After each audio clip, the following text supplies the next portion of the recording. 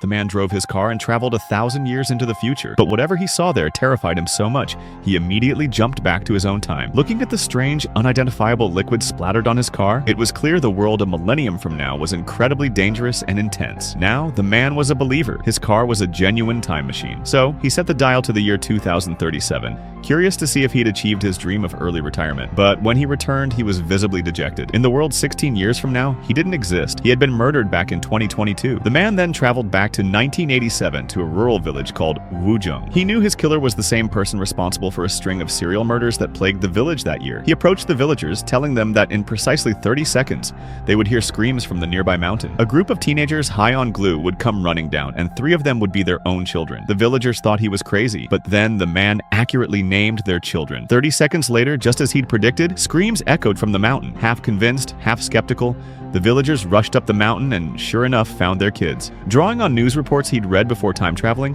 the man managed to save the lives of 2 young girls who were targeted by the killer. Just then, the girl who seemed to be the leader of the teen group was sitting precariously on a cliff edge. As she stood up to leave, her foot slipped and she started to fall. The man reacted instantly, rushing over and pulling her to safety. Just like that, he became the village hero. He was readily accepted and allowed to stay. The neighbors were friendly and welcoming, and after all, it wasn't every day a handsome stranger moved in.